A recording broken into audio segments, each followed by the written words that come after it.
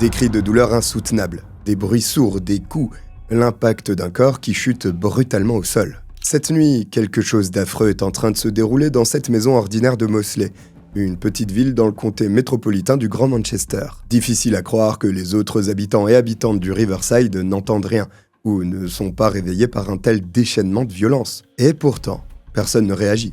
Personne ne sort de son lit ni n'appelle la police. Tu dois te dire que c'est un grand classique, hein, mais c'est aussi un peu normal. Parce que c'est le bystander effect, ou l'effet témoin en français. En résumé, plus il existe de témoins directs assistant à un crime, un accident ou une catastrophe, plus la responsabilité se divise. On se dit que c'est sûr, que quelqu'un d'autre va intervenir, et donc on ne fait rien. Au final, tout le monde reste bloqué. Et à Moseley, le cauchemar va durer environ 2 heures, dans l'indifférence générale. Il faut attendre le lendemain matin, le dimanche 3 juillet 2022, pour qu'un minuscule détail suffise à inquiéter une voisine. La porte d'entrée de cette fameuse maison ordinaire est légèrement entrouverte. C'est fou quand même. Une bande-son digne du pire film d'horreur retentit au beau milieu de la nuit ? Non. Par contre, la porte d'en face n'est pas fermée à clé et c'est la panique. Oui, parce que la voisine fait une fixette dessus, à tel point qu'elle en parle à son époux, dès qu'il rentre de sa balade en vélo. Note bien que lui, ça va pas l'empêcher de se faire griller 3 toasts et de lire son journal. Porte ouverte, appel à l'aide, meurtre, rien ne brise la routine de cet homme. Bon, mais sa femme insiste. Ça la travaille, cette porte ouverte. Alors, ils conviennent d'un accord. Le mari va prendre sa douche, et si la porte du voisin est toujours entrouverte quand il redescend, il ira voir de plus près. Évidemment, 10 minutes plus tard, la porte n'a pas bougé. Le mari est un peu agacé, mais il va quand même vérifier. À ce moment, il est bientôt 10h30 du matin. Il traverse la rue, se présente à l'entrée. Il sonne, pas de réponse. Alors il passe une tête, jette un œil dans le couloir. Et il referme aussitôt la porte. Il se retourne. Il est livide, comme un cadavre. Salut, c'est le Cogiteur, bienvenue pour cette nouvelle affaire criminelle des vacances d'été qui va quand même te donner froid dans le dos. D'ailleurs, tu dois avoir plein de temps libre là, c'est peut-être le moment de gagner de l'argent en traînant sur ton téléphone. On a tous ces moments où on dégaine un jeu mobile pour prendre 5 minutes.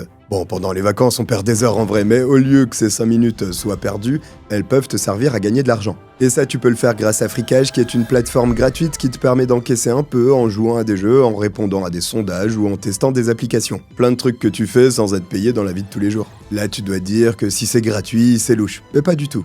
En fait, les développeurs ont besoin de trafic pour améliorer le classement de leurs jeux mobiles ou de leurs applications.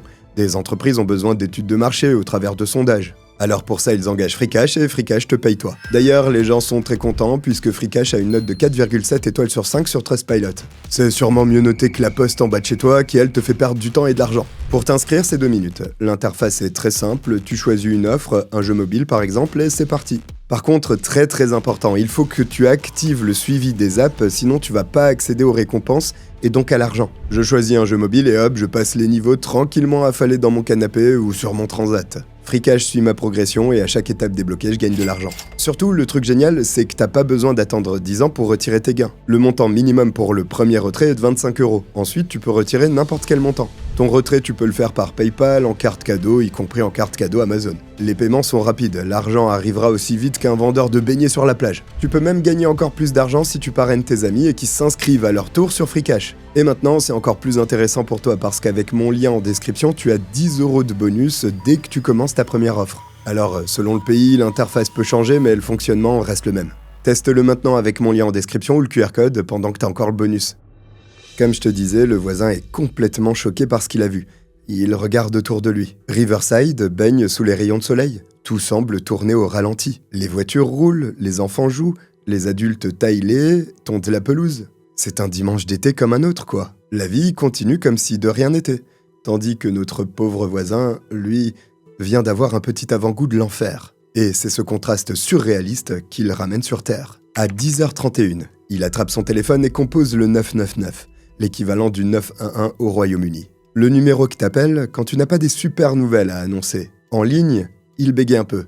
Il s'en excuse d'ailleurs. Bonjour, excusez-moi, je suis un peu sous le choc. J'ai vu un corps. Il y a des enfants dans la rue, faut pas qu'ils le voient. Les secours arrivent en premier. Ils ne vont pas rester longtemps. Il y a plus grand-chose à tenter. Puis, ce sont les policiers qui entrent dans la maison et qui ressortent aussi blêmes que le voisin avant eux. Et eux, justement, ils vont avoir un peu plus de travail. Et est-ce qu'ils vont bien le faire ?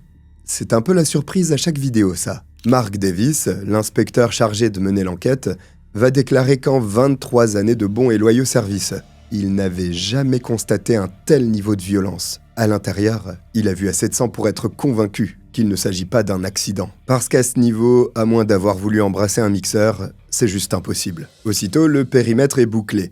La maison se transforme en scène de crime.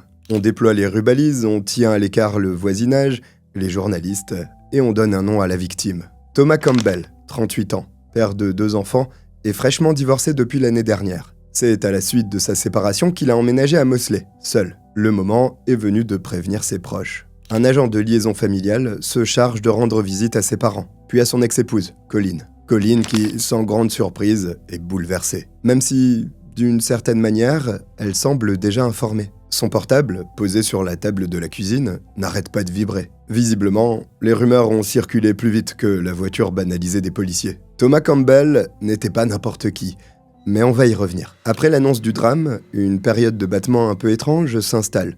La famille veut récupérer le corps, organiser les funérailles. Et ce genre de démarche, tu préfères ne pas trop traîner avant de les entamer. Mais tout ne va pas aussi vite qu'elle le voudrait. Que ce soit au Royaume-Uni, en France ou ailleurs, les autorités mettent toujours plus de temps à délivrer un permis d'inhumer dans le cadre d'une affaire criminelle, pour être sûr de ne pas manquer d'éléments.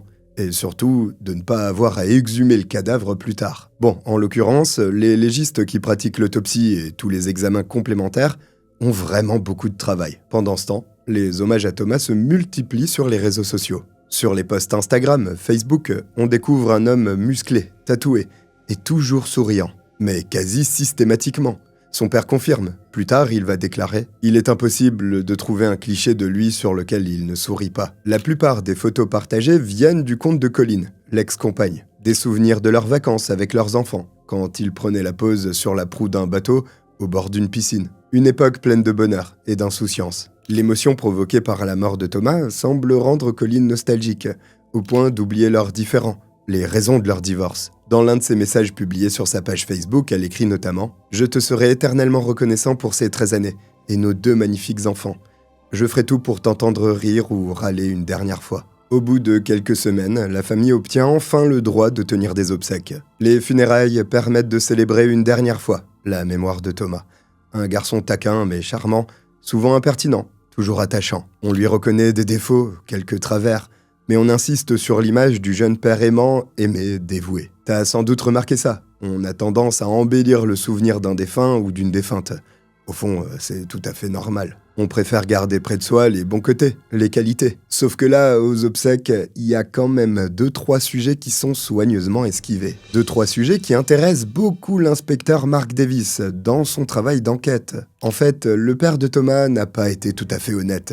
Il existe des photos sur lesquelles son fils ne sourit pas. Ces photos d'identité judiciaire. Je vais pas pouvoir t'apprendre grand-chose sur l'enfance de Thomas Campbell. Les médias ne se sont pas vraiment intéressés à cette partie-là de son histoire. Comme s'ils avaient préféré se focaliser sur l'après, sur ce qu'il y avait de plus sensationnel. Et c'est vrai qu'il y a de quoi faire. On sait seulement qu'il est né en novembre 1983, qu'il a grandi dans une banlieue ouvrière de Manchester, et que, déjà à cette époque, derrière son image d'élève poli et souriant, se cachait un vrai petit démon. À 19 ans, il inaugure son casier judiciaire, avec la manière. En 2002, Thomas est poursuivi pour association de malfaiteurs en vue de commettre un vol. Alors, il manque les détails, mais retient qu'il se serait introduit dans une maison armé d'un katana. Personne n'a fini en lamelles de saucisson, mais l'expérience lui vaut 9 ans de prison. Il va être libéré un peu avant la fin de sa peine. Et c'est là qu'il tombe sur Colleen. Pour être transparent, j'ai pas trouvé beaucoup d'éléments sur son passé non plus. Elle est née en 1984. Avec Thomas, ils ont quelques mois de différence.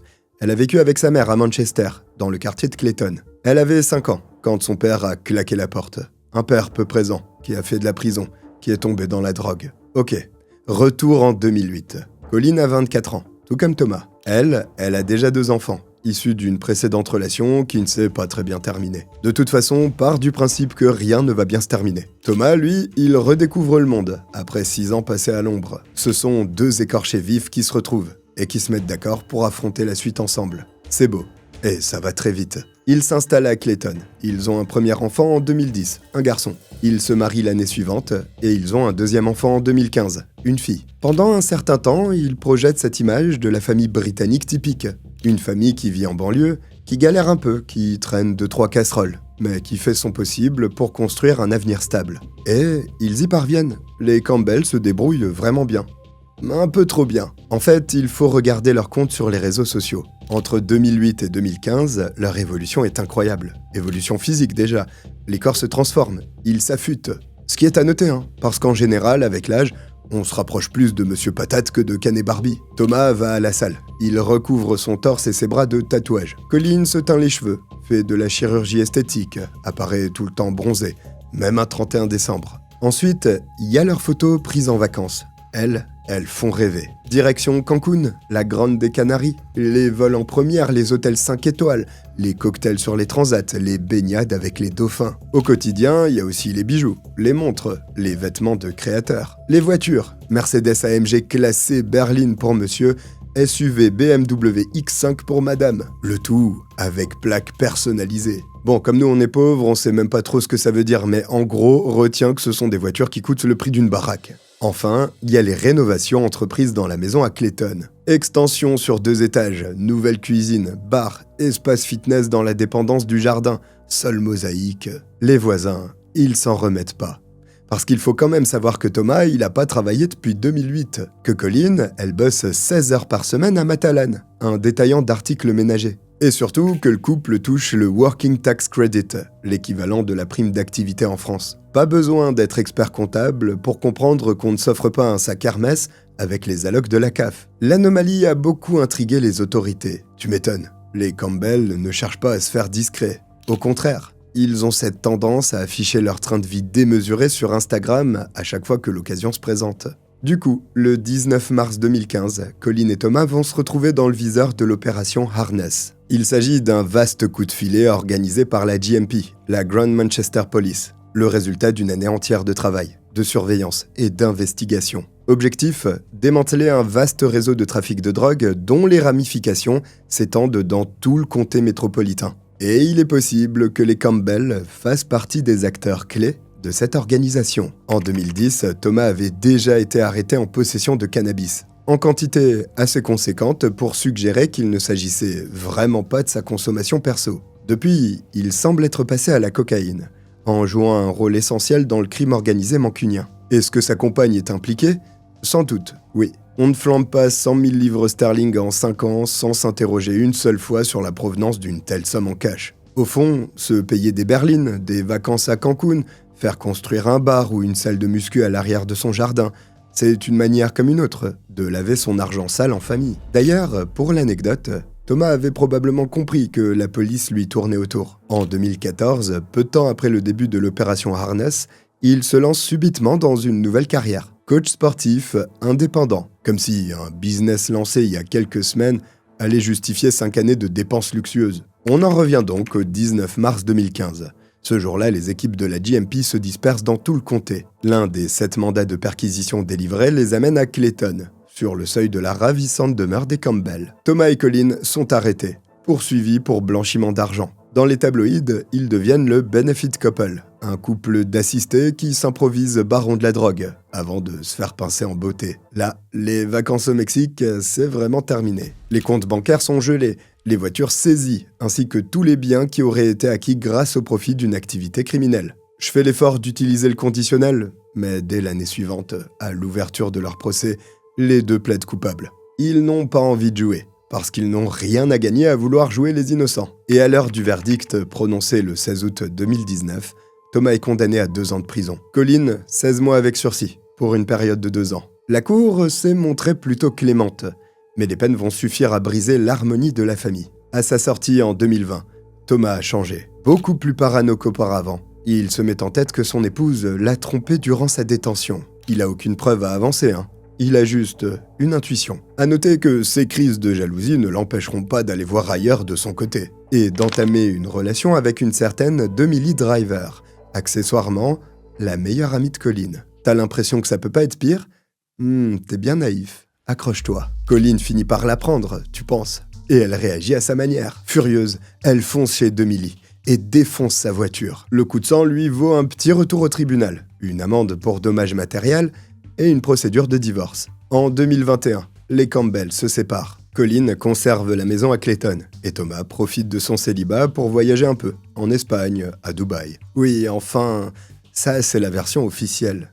Officieusement, il aurait fui le Royaume-Uni en pleine affaire EncroChat. EncroChat, c'était un service de messagerie néerlandais et surtout crypté. Son petit surnom, le WhatsApp des gangsters. Fin 2020, différentes autorités européennes ont enfin eu l'autorisation d'infiltrer le réseau. Et surtout, d'avoir accès en temps réel aux conversations de ces 60 000 utilisateurs. 120 millions de messages consultés, qui donnent lieu à près de 1000 arrestations et à quelques saisies spectaculaires. En gros, c'est un peu les dossiers Epstein du crime organisé de l'époque. Rend moins glauque. Forcément, le timing est troublant. On se dit que si Thomas a décidé de visiter les Émirats Arabes Unis à cette période, c'est pas une simple coïncidence. Et on se dit aussi qu'il aurait déjà pu récidiver depuis sa sortie de prison. Lorsqu'il finit par rentrer dans la banlieue de Manchester, il n'est pas immédiatement interpellé. Mais on note tout de même la présence de son nom dans plusieurs enquêtes en cours. À la place, il refait sa vie et s'installe à Moseley, dans une petite maison ordinaire sur Riverside. Il renoue même contact avec Colin. Ils se remettent pas ensemble, attention. Mais ils sont d'accord pour faire des efforts et s'entraider pour élever au mieux leurs enfants. On les voit même ensemble durant une cérémonie de remise de récompense à l'école de leur fille. L'orage semble être passé.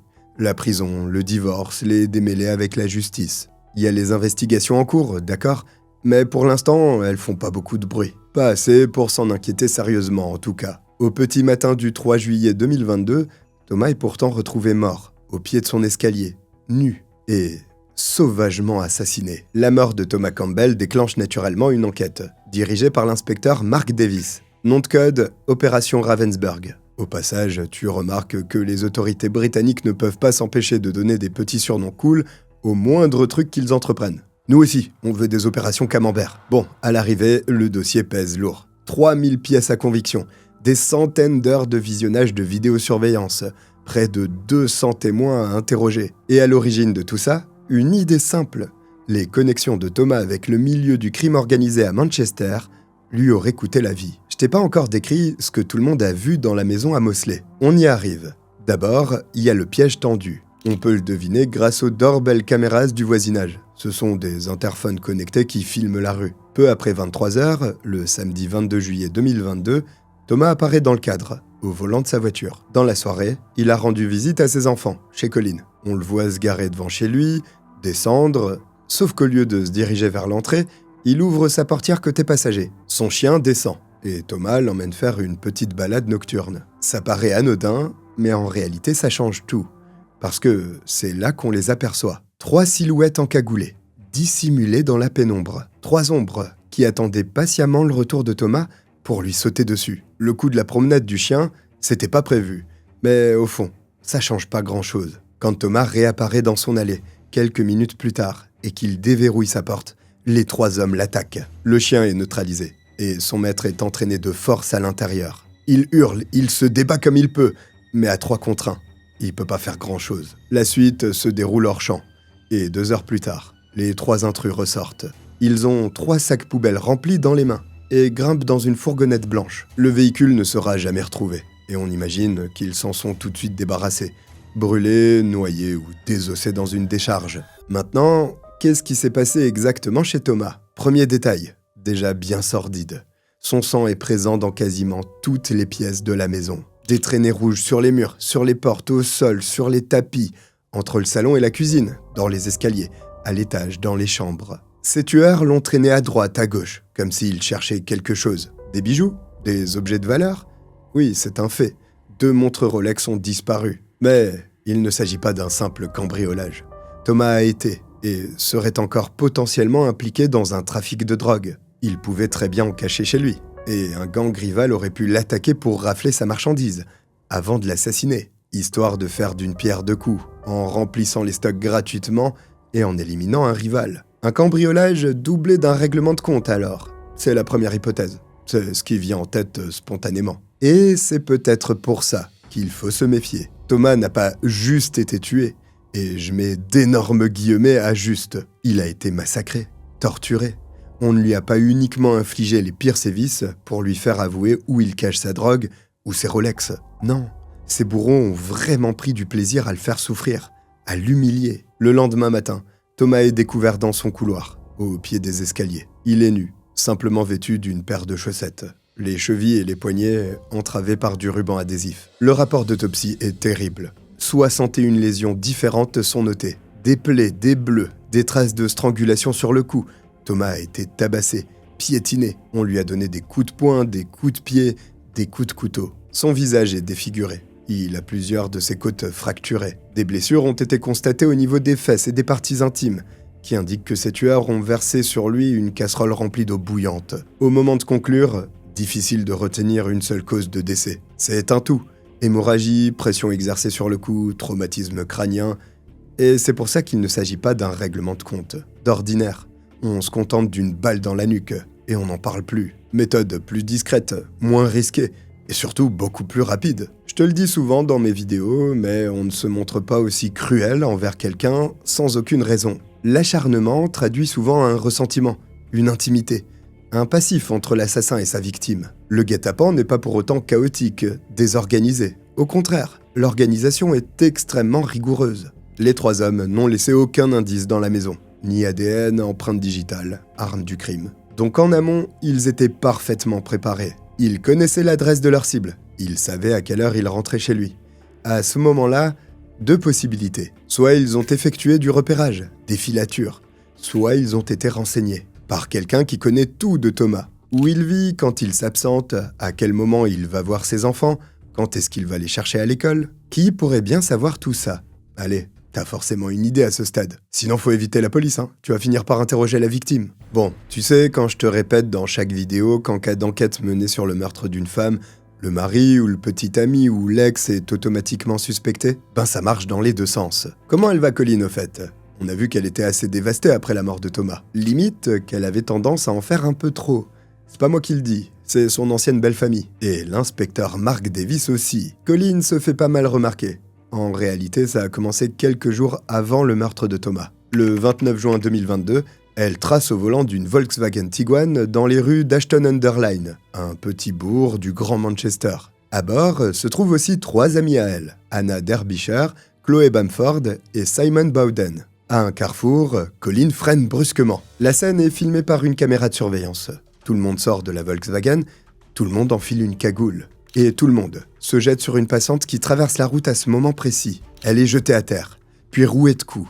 Chloé Bamford la frappe avec un rouleau à pâtisserie. Simon Bowden, lui, tient des forêts entre ses phalanges, comme un poing américain. Et Colline, de son côté, y va carrément au marteau. Des personnes essaient d'intervenir, mais elles sont rapidement dissuadées. Au bout de 90 secondes, la bande remonte dans la Volkswagen, après avoir embarqué le sac à main de la victime. Waouh, qu'est-ce qui vient de se passer là?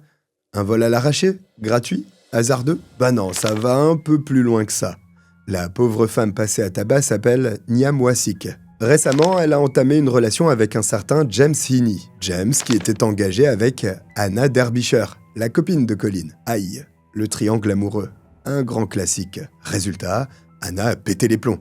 Et ses amis lui ont proposé d'aller se venger. Non pas sur James, qui, en regardant la situation, l'aurait plutôt mérité lui que elle, mais plutôt sur Niam Wasik, qui n'était même pas au courant que son petit ami était déjà en couple. Bon, en vrai, évidemment, personne ne mérite de se faire passer à tabac pour ça. Mais s'il y a une leçon à tirer de cette histoire, c'est que Colline a déjà une petite expérience en matière de virée ultra-violente. Est-ce que par le plus grand des hasards, elle aurait pu recommencer 4 jours plus tard en participant à l'assassinat de son ex-mari? Thomas, qui, accessoirement, avait aussi trompé Colline l'année dernière avec Dominique Driver, sa meilleure amie. J'espère que tu suis, parce que là, ça commence à ressembler à un remake british de Plus belle la vie. En un peu plus hard, c'est vrai. Bon, il reste à prouver cette piste. En tout cas, il y a une certitude. Colline n'était pas présente sur Riverside à Moseley la nuit du meurtre. Elle se trouvait chez elle, avec ses enfants. Thomas leur avait rendu visite, souviens-toi. Après, ça l'empêche pas d'avoir participé aux préparatifs de l'opération.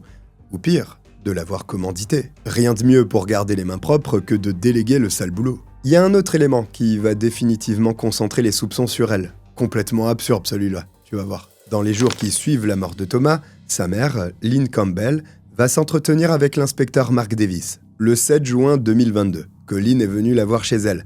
Et... comment dire, c'était carrément lunaire. Colin lui a raconté qu'elle avait participé à une séance de spiritisme chez une médium. Là, je te vois déjà lever ou froncer les sourcils, mais attends la suite. À un moment, Thomas s'est adressé à elle depuis l'au-delà. Il lui a dit d'aller voir sa mère pour lui dévoiler les détails de sa mort, qu'il a été attaqué à cause d'une fille et qu'ils lui ont fait quelque chose au visage avant de le tuer. C'est un peu flou, je sais, mais je reprends les mots de la déclaration.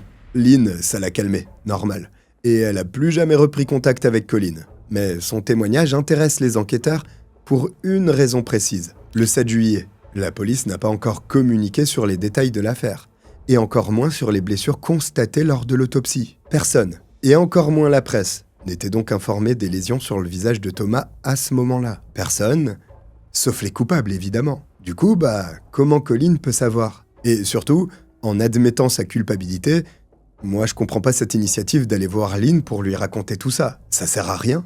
Et au pire, ça peut l'incriminer. À quoi elle pensait? Soit elle a un besoin compulsif, limite inconscient de se compromettre et de raconter ce qu'elle a fait, soit elle a véritablement communiqué avec le monde des morts. Et là, va falloir que je prenne 5 minutes pour réfléchir à ma vie. En attendant, les bases du dossier sont posées. Et Colin apparaît tout en haut du tableau, en tant que suspecte numéro 1. Tout à l'heure, je t'ai vendu les chiffres impressionnants de l'opération Ravensburg. Les 3000 pièces à conviction, les 200 témoins. En réalité, la suite de l'enquête est tout sauf passionnante. Le travail est pénible. Il consiste à visionner des bandes de caméras de vidéosurveillance, à éplucher les relevés téléphoniques, les systèmes de messagerie, à vérifier les numéros inconnus, à scroller sur les réseaux sociaux. C'est laborieux, certes, mais ça finit par payer. Le 25 juin 2002, 8 jours avant le meurtre de Thomas, un certain John Belfield, 28 ans, s'est mis à suivre Colin sur Instagram. Qui est John Belfield? C'est l'ex-petit ami de Demi-Lee Driver. Tu sais, l'ancienne meilleure amie de Colin avec qui Thomas a eu une petite aventure. Je te l'ai dit, c'est plus belle la vie. Suite et fin au prochain épisode. À partir d'une simple notification Instagram, l'opération Ravensburg va remonter le fil des événements et démasquer un à un les différents participants du complot. Tout part de cette prise de contact entre John Belfield et Colin Campbell. Entre le 25 juin 2022 et le 3 juillet, date de la découverte du corps de Thomas, ils se sont appelés 24 fois sur WhatsApp, 11 fois directement par téléphone, et ils ont échangé 68 messages. Et puis, plus rien. Silence radio. Timing troublant. Et le mobile, dans tout ça, il est donné. C'est cadeau. D'un côté, tu as l'ex-épouse qui a été trompée par son mari.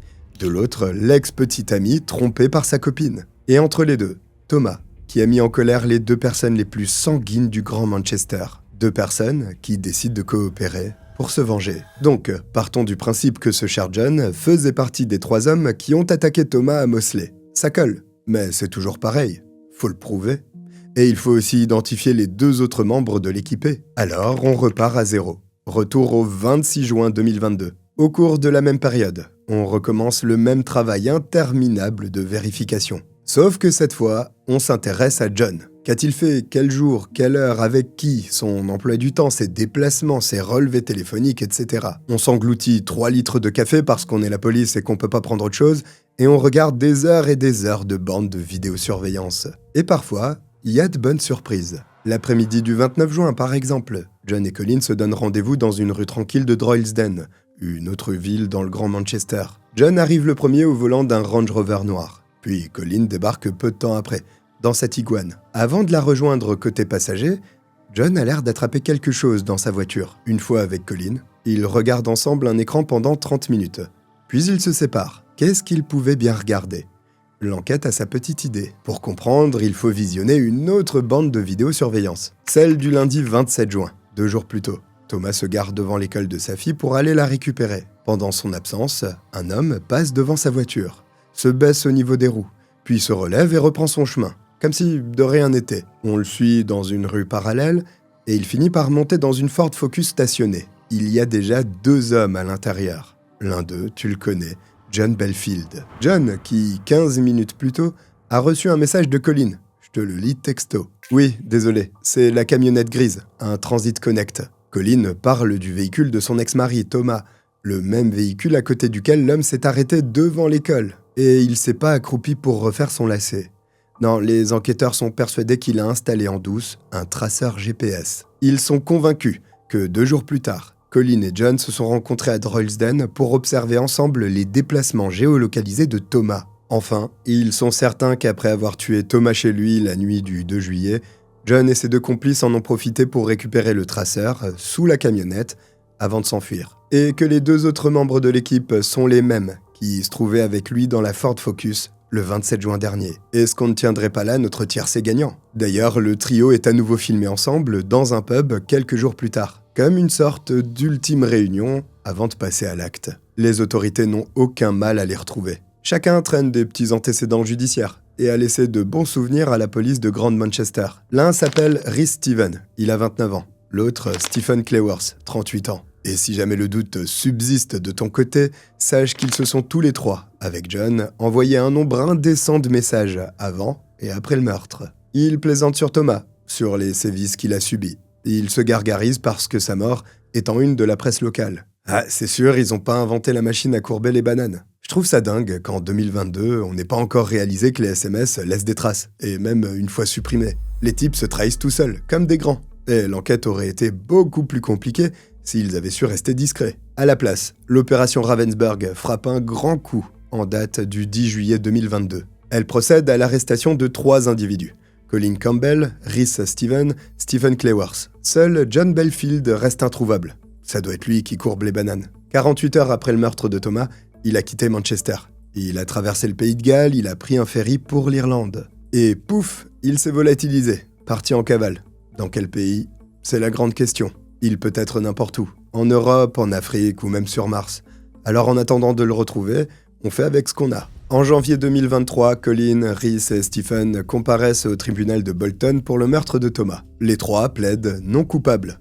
Bon courage pour leurs avocats. La défense de Colin y va au culot. Elle prétend que sa cliente a été manipulée par les véritables organisateurs du complot, et même forcée de fournir un certain nombre d'informations sur le quotidien de son ex-mari. En réalité, elle n'était même pas informée qu'il s'agissait d'un assassinat, mais plutôt un cambriolage voué à récupérer un stock de cocaïne et 2 Rolex, 2 montres que personne n'a jamais revues, soit dit en passant. En face, le procureur rigole. L'accusation décrit au contraire Colin comme une participante consentante de cette conspiration, motivée par la jalousie, la vengeance et la perspective de rafler une Rolex, peut-être. Elle serait même, et là je cite le texte directement, l'architecte du crime. Au terme du procès, le jury se montre mesuré au moment du verdict.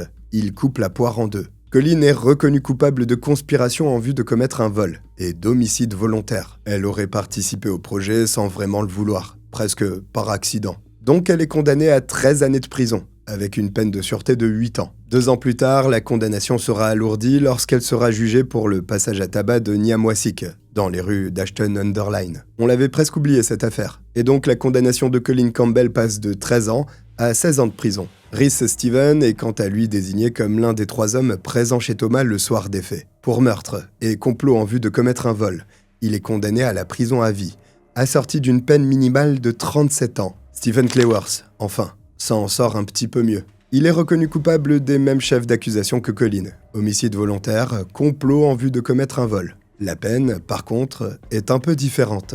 Prison à vie. Peine de sûreté, 12 ans. Stephen a bel et bien contribué aux préparatifs. C'est lui notamment qui place le traceur GPS sous la camionnette de Thomas pendant que ce dernier récupère sa fille à l'école. Par contre, il n'a pas participé au guet-apens à Moseley. Ses avocats brandissent un alibi solide et assez original. La nuit du 2 juillet, Stephen l'a d'abord passé dans un pub à se prendre une cuite monumentale. Attention, l'abus d'alcool est dangereux pour la santé, mais visiblement ça peut servir d'alibi. Ensuite, il a attrapé un taxi pour rejoindre des amis dans un club échangiste. Et ils ont tous fini dans un champ, complètement déchirés, pour chercher un trésor. Bon, en 2024, plus d'1 an après ce premier procès, John Belfield donne enfin de ses nouvelles. Depuis le début, il se trouvait à Suriname, avec l'un de ses cousins, en cavale lui aussi. Suriname, c'est un tout petit pays d'Amérique du Sud, recouvert à 90% de forêt tropicale. La destination idéale pour se planquer. Et tout se passait bien, jusqu'à ce que John et son cousin se mettent à trafiquer de la drogue, et à se faire attraper par les autorités locales,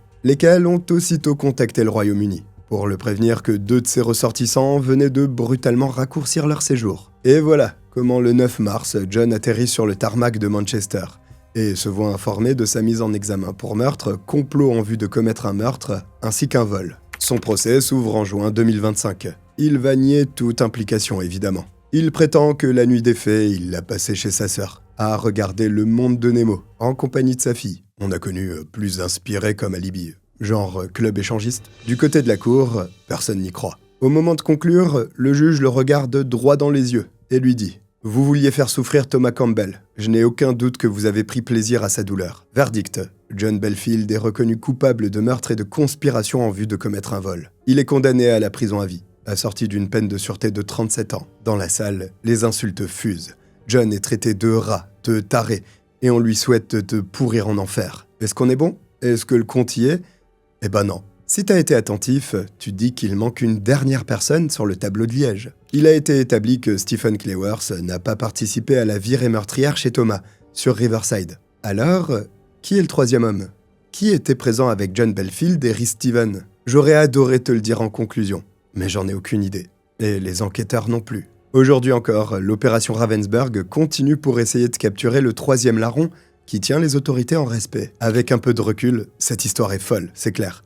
Mais tout ça, ça aurait pu ne jamais arriver si les voisins avaient appelé la police au départ. D'ailleurs, tu peux me donner ton avis en commentaire, mais est-ce que tu trouves que notre société actuelle devient un peu trop égoïste, trop autocentrée? En tout cas, la brutalité de cette affaire me rappelle l'histoire d'Audrey Joannet, que je t'avais racontée sur la chaîne. Merci à Fricage d'avoir sponsorisé la vidéo, n'oublie pas le lien en description pour obtenir 10 € offerts à ton inscription et gagner de l'argent en jouant à des jeux. Un grand merci aussi de m'avoir suivi jusqu'au bout et de m'avoir regardé, n'oublie pas de t'abonner, ça m'aide énormément. Bye.